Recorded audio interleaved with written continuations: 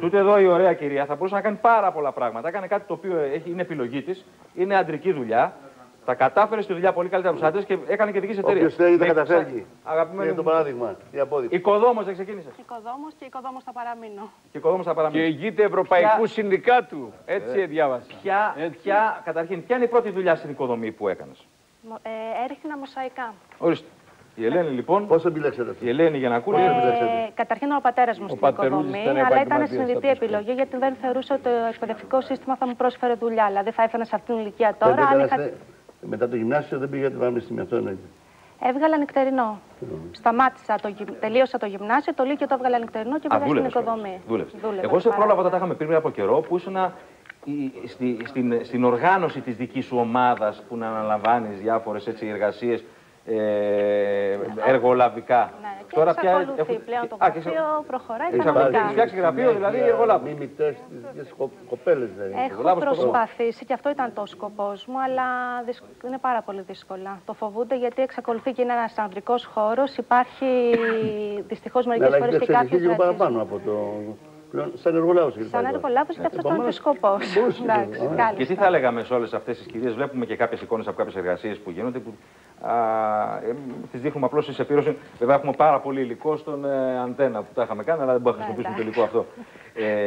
Τι θα λέγατε σε όσες κυρίες σας λένε ναι, μα κινδυνεύεις να χάσει τη θηλυκότητά σου? Τι θα γίνεις τώρα, ο Μάστρο Βαγγέλης ή ο Μάστρο Θανάσης? Τώρα να σηκωθώ να κάνω πασαρέλα μπροστά, χάνω τη θηλυκότητά μου. Θα πούνε ότι έχετε χάσει με την οφροσύνη σας. Όχι. Δεν νομίζω ότι η δουλειά του καθενός προκαθορίζει και την προσωπικότητά του. Ο καθένας επιλέγει. Ο καθένας επιλέγει αυτό το οποίο του αρέσει και κάνει. Και την προσωπικότητα, εγώ θα λέω. Ναι, αλλά δεν σημαίνει ότι επειδή είμαι οικοδόμος πρέπει να είμαι και ανδρογυναίκα. Όχι αντρογυναίκα, θέλω να πω ότι... Άλλο το δυναμική γυναίκα και άλλο το αντρογυναίκα. Άλλωστε τώρα το γύρισε σε διευθυντική οικοδομική δραστηριότητα, διότι γραφείο έχεις, έτσι. Ποια είναι αποτέλεσμα όταν πρέπει να δείξω κάτι να τελειώσω μια δουλειά γρήγορα. Η δυσκολότερη δουλειά που έκανες σε οικοδομή ποια είναι? Μπετά. Έχεις μάθει να ρίξεις και μπετά? Μπετονιέρα ή με τη λάτα που λέγαμε? Και με τη λάτα και μπετονιέρα. Η λάτα τι είναι, ρε παιδιά? Η λάτα. Η αγορά. Η λάτα, κάτω η λάτα. Οι άντρες συνάδελφοι πώς σε πρωτοαντιμετώπισαν? Πολύ καλά, πάρα πολύ καλά, πάρα πολύ θετικά και το απέδειξαν το ότι με επέλεξαν να με κάνουν πρόεδρό τους. Πού πρόεδρος, για κάτσε? Πρόεδρος ήμουν, τώρα πλέον δεν είμαι γιατί δεν είμαι εργάτρια, είμαι εργοδότρια, οπότε δεν συνάδει το ένα με το άλλο. Ήμουν στο Συνδικάτο Ηλίας, πρόεδρος οικοδόμων. Στην πατρίδα μας κάτω, στην πατρίδα μας κάτω. Στο Συνδικάτο, ναι, όπου για πρώτη φορά στην ιστορία του Συνδικάτου ψήφισαν όλοι ομόφωνα ανεξαρτήτου χρώματος. Γιατί δεν ήμουν με χρώμα. Κατηγορούν τους πατριώτες μου για φαλοκράτες. Ορίστε, γυναίκα ανέδειξαν. Όμορφη, ικανή γυναίκα. Στην πατρίδα μου. Στην υγεία κάτω, στην πατρίδα μου.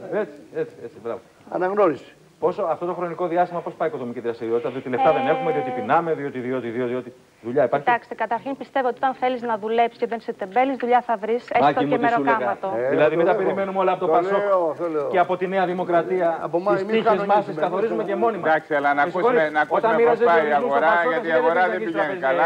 Ταμεία σε τράπεζα. Όμως, κύριε Μάνεση, να σας πω κάτι, επειδή είμαι μέσα στην οικοδομή και γενικότερα ακούμε, υπάρχει όντως κρίση, όντως δεν υπάρχει δουλειά, όντως υπάρχουν πάρα πολλά διάθετα απόλυτα. Θεωρώ ότι φταίμε κι εμείς οι εργολάβοι, οι κατασκευαστές, γιατί το ένα που μας κοστίζει το πουλάμε 3 και 4. Αυτό ξαναπες το ένα που κοστίζει το πουλάτε 3 και 4. Είναι η βάση για την ευθροκέρδεια. Χωρίς να είναι προσωπική μορφή προς Θεού, μας πασάρετε και τον ημιυπαίθριο και έρχεται ο Λογοσκούπης να φορολογήσει τον ημιυπαίθριο που μου τον έχετε μεταβιβάσει.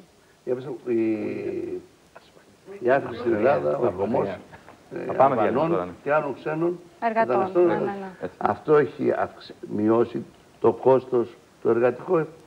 Στην αρχή ναι, τώρα όμως όχι και μπορώ να πω ότι μας βοήθησε περισσότερο στα συνδικαλιστικά μας δικαιώματα, βέβαια. Έχουν αφομοιωθεί πλέον. Και νομίζω ότι είναι βαρέα κολλάτε. Τα οικοδομικά τα πιο βαριά. Πιο εξειδικευμένοι είναι οι πετράδες και... Όχι, είναι και οι Έλληνες το ίδιο. Πλέον όλοι είναι το ίδιο. Με ρωτάει η κυρία Κουλοχέρη, μια τελευταία ερώτηση και πάμε διαφημιστικό διάλειμμα. Με ρωτάει η κυρία Κουλοχέρη, πώς με τόσο βαριές εργασίες διατηρείτε τόσο τρυφερότητα στο χέρι σας? Βάζω κρέμες. Θα σας δώσω μετά τη συνταγή. Ναι. Συνταγή. Λοιπόν, διαφημιστικό διάλειμμα, επιστρέφουμε. Και να απαντήσει υποψήφια βουλευτής. Όχι, κανένα Τι θα κάνει? Τοπική αυτοδιοίκηση έχουμε ξεκινήσει μια διαδικασία. Τοπική αυτοδιοίκηση. Σε ποιο δήμο? Στην υγεία. Εδώ. Έχουμε ξεκινήσει μια εθελοντική καθαρά προσπάθεια, οικοδόμη και πάμε και φτιάχνουμε τα σπίτια. Εγώ εύχομαι να την βολιδοσκοπήσει και ο Τσίπρας και ο Παπανδρέου να στραφούν σε κοινωνικότερες επιλογές. Έχουμε έναν διαφημιστή εδώ πέρα, δεν γίνεται να μην ρίξουμε διαφημίσεις.